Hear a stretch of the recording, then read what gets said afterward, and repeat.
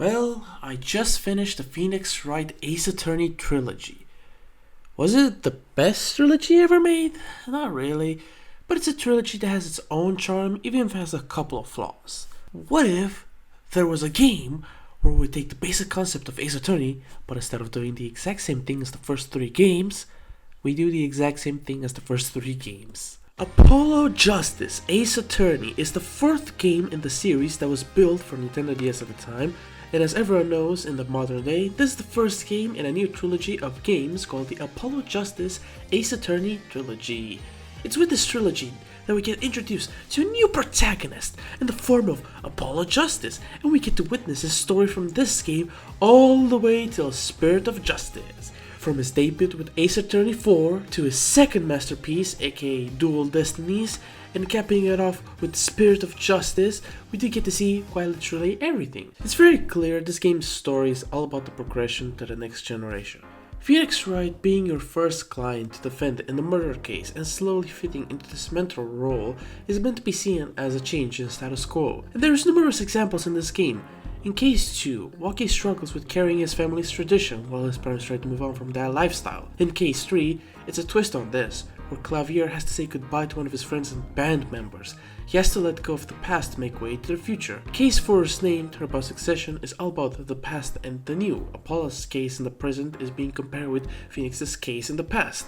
The entire flashback case with Magnify, passing on the grammarial legacy to either Zack of Valand. Hell, we can take a step even further. The law itself is forced to move on in the form of the jury system, while leaving people like Christoph Gavin, who are stuck in the past, in the past. The shift to human nature is one attributed to the jury system and perceive. Perceive is a way to showcase something that goes beyond the rigid evidence is everything structure. It's a level of honesty that can't be put into words nor shown properly in evidence, because it trusts something more than that. It trusts common sense, as seen with the Mason system. The fact Case 1 ends the way it did with us presenting forged evidence is meant to hold a black mirror to the idea of evidence being everything in court. And if the evidence is a lie, then the court is also a lie. The win is a lie, which goes to show that the system this court has been operating has been outdated for quite some time. So we pretty much have the building blocks for something fresh and new to come from this game. So did they do a great job at it? No. Whenever I look at Apollo Justice, I see only potential that's being squandered, because this game tries to be like its predecessors a bit too much. I feel like the idea behind this game was to be able to play an Ace Attorney game that feels fresh with new concepts and ideas. In reality, it just isn't. The biggest failure in this game, by far, is perceive. The main gameplay mechanic of this game is presented as an unavoidable lie detecting test and exists in a system that doesn't really give a shit about it and has no reason to care about it. Like, it's cool that Apollo can tell that my ass is lying because my butt clenched more, but all this amounts to is Apollo making rash and out of nowhere accusations, and quite frankly, I don't know what we're even proving with perceive if you're asking me. The foundation of Apollo's argument is the witness flinching, meaning said argument cannot feasibly go anywhere. The game even goes out of its way to make that very same argument for me. In Case 4, when you're perceiving Christoph and find the devil in his hand, his response is just him shutting Apollo down by saying that just because a witness is tense, that doesn't mean anything. In fact, there are witnesses in this game who practically spell it out for you that being at the stand is quite stressful to do everything that's happening in the trial. Another big part of Ace Attorney when it comes to gameplay are the investigations, and they've been completely fucked over. In the early games, the investigations were pretty bare bones point and click adventure games, where you just had to navigate to random rooms until something happened and examine the necessary shit needed. That's how it was presented in the first game. In the second game, they tried to rectify that issue by introducing the Magatama. Now, whether you like the Magatama is up to you. I don't care about it. I think it's whatever. But the point is, I understand the reason this mechanic exists is to take something from the trials, the whole presenting evidence, the contradictory statements, and injecting that to a part of the game that wasn't that fun to begin with. Because, yeah, the Magatama is still a thing in this game. It's just available near the end of the game. For the rest of the game, there is no Magatama, so we practically regress back to how things were done in the first game, and instead of the Magatama, it got replaced with boring ass, lame ass forensic science minigames. Just these dumbed down, hand-holdy minigames that help you get a better understanding of the case in reality, it's just a lot of wasted time, and in terms of gameplay, these provide literally nothing. I don't feel engaged at all. The shoe print analysis, for example, you put the mold on the print, make a solid version of it, then you color it, and finally, the part where you have to think, the gameplay, is the only part where it's piss easy by simply just comparing pictures. There's just a convoluted way of doing fingerprints where you spam powder all over the screen, blow it off, and then match it with the existing fingerprints of other witnesses. This is not an evolution, this is tedium. Case 3 has the mixing board that's literally a nothing burger. The luminol spray and the paintings in case 4 are also pretty bare bones. These minigames are also case exclusive, like the mixing board is case 3 exclusive, the luminol and paintings are for case 4, and the prints are case 2's whole deal. And that's just the general gameplay. I haven't even gotten to the cases themselves, or the characters for instance. So let's get started with them already. I like Turnabout Trump conceptually. The entire premise of the case being about this deadly game of poker is fun, and also I like playing cards every now and then. This is a tutorial case where it still gives you the tutorial when you say no.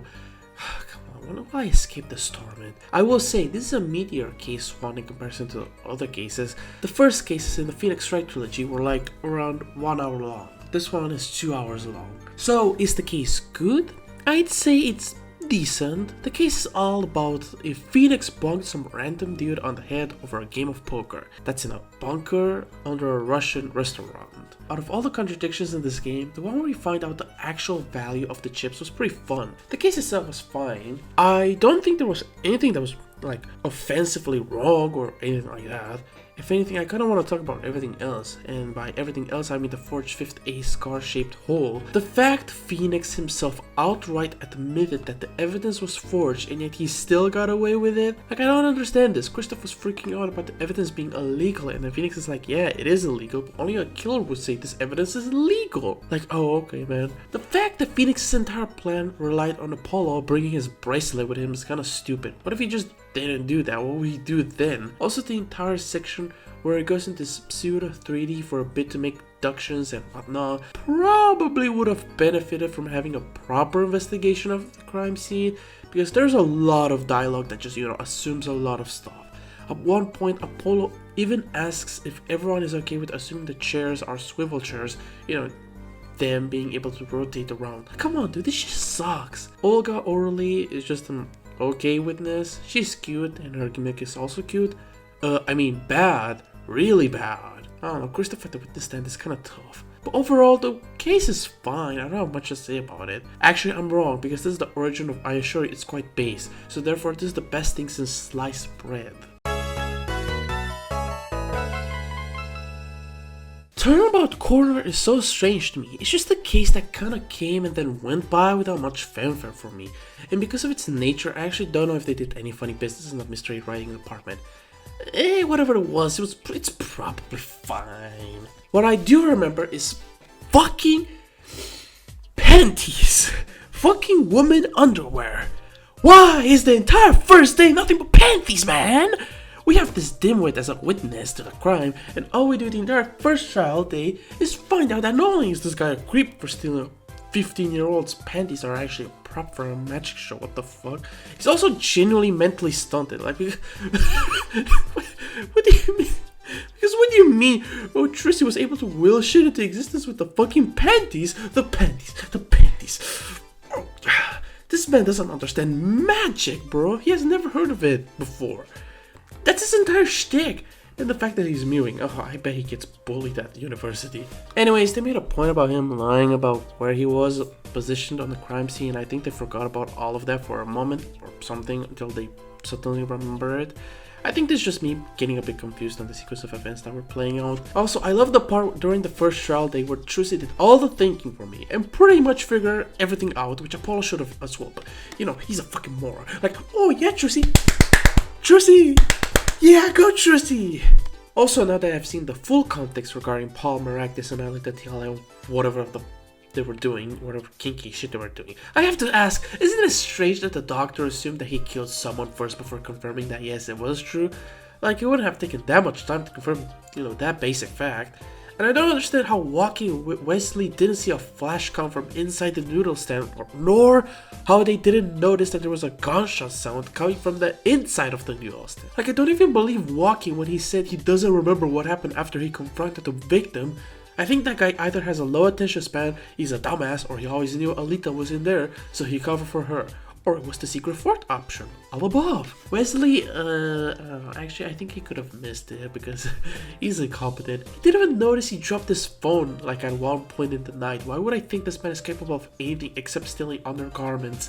The only good thing about this case was Guy Eldon. He is cool in my books, and I like the part where he turned super serious for a moment to tell us his medical opinion on Rocky. Yeah, this dude just has a bullet right next to his heart. He is so fucking dead, broski. Alita Tiala is a lame ass culprit. She's just a dumb gold digger because I don't know how you were gonna get away with everything, but you do you, girl. Also, her breakdown is the laziest thing I have ever seen in this entire game. It's just her damaged sprite animation but extended for a bit, like, oh okay man. And that's pretty much it. Again, it's fine. Nothing that I would consider great. Speaking of great, this is my reaction whenever I think of this tragedy.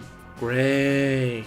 I'll sum up this entire case in one line. The entire case is how a 9-year-old child shot an Interpol mammoth of a man with a .45 caliber revolver. That's it. I'm not pulling your leg when I say this. This is literally what the case is all about. I don't think you guys need me to tell you why this shit makes no sense. I am gonna explain why this shit makes no sense. So they said that a .45 caliber revolver, when used by an amateur, they risk having their shoulder dislocated. I find that statement impossible to believe when paired with the defendant being a 9-year-old shrimpy looking kid, because that kid would have been decimated if he even managed to pull the trigger. Hell, if he even managed to get a hold of the fucking revolver from said Interpol agent. The rest of the case is just a bunch of fucking nonsense happening for the sake of it. The fact that they found Machi and Latouche up on the stage, one passed out and the other even more dead than before, and it's a scene that has little relevancy in the case, is fucking crazy to me because they only addressed this shit once very briefly and moved past it. Emma's testimony being fucking stupid and dumb, and I hate that she doesn't even acknowledge how stupid and dumb it is. Actually, the thing I hate more is the fact that they do acknowledge the revolver is no joke. Oh, it's deadly. It can fuck up someone with not much experience shooting guns. And yet they still arrested the fucking kid? The bullet holes at the crime scene were done because of the recoil if you consider the nature of the murder weapon, which must mean the criminal is blind. And it was the fucking 9-year-old blind kid because he's the only one who could get into the vent and escape that way. Well, actually, he's not blind. Well then, I don't know. That's the entire twist of the first trial day. The fact that the defendant is not blind like we thought he was. That's it. That and the Shark Boy bandmate might be the killer. But then they just drop like all the pretense and make it abundantly clear this guy did it. Like, damn, you're hitting me on the head with the subtlety of a sledgehammer.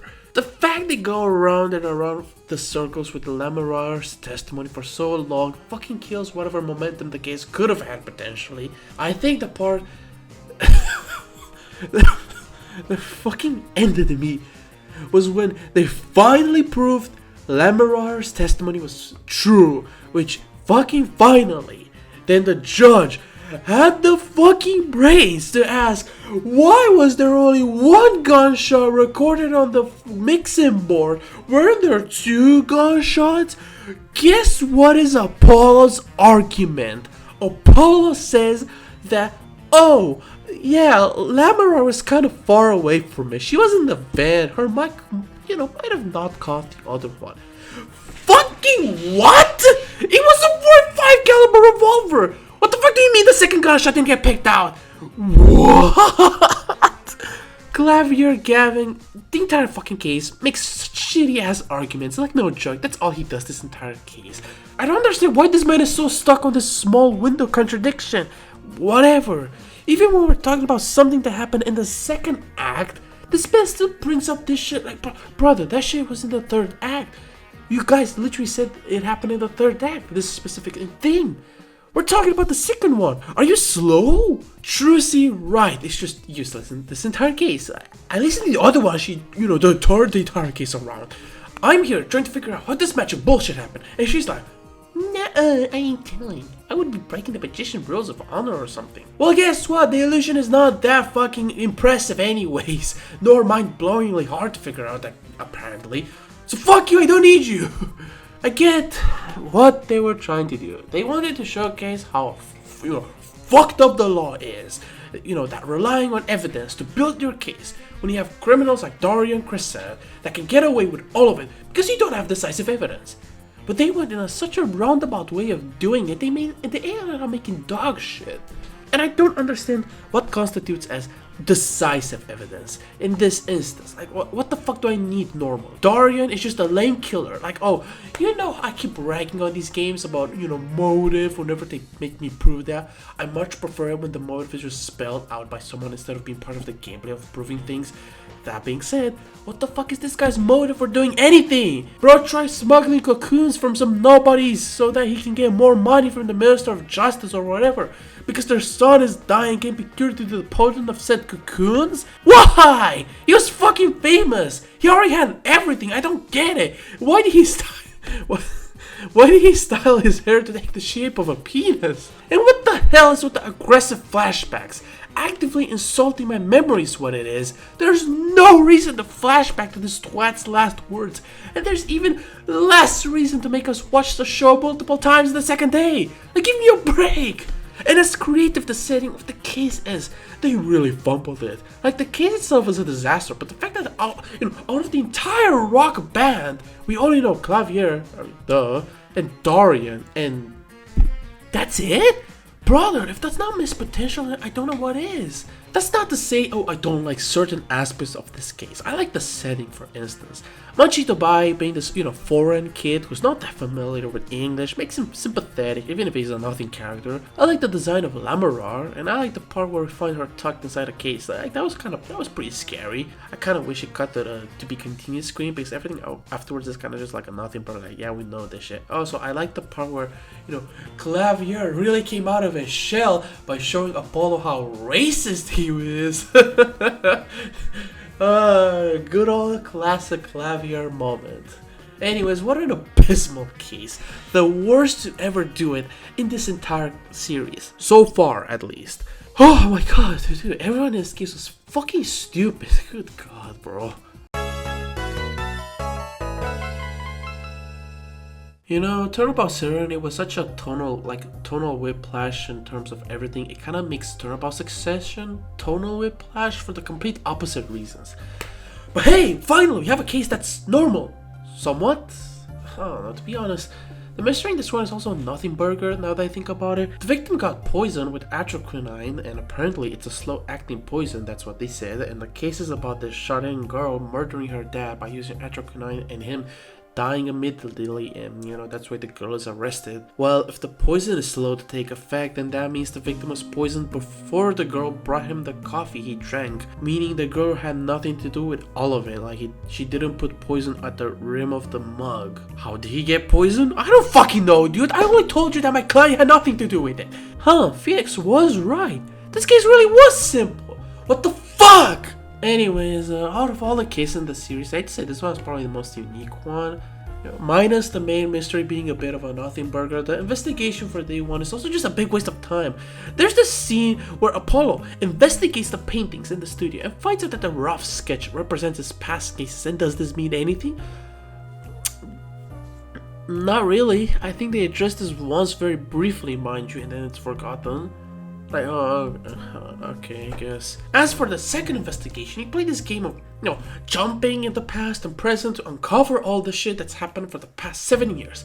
Which is to say, not much. Like, oh dear, Apollo and Trucy are actually related. Talassa is actually Lamarar. Zack is an asshole. Valid is dumb for even managing to get himself in jail for whatever reason. Focus is on this magic troupe that's, all fun and games. Oh, but they have a fucked up backstory behind the scenes.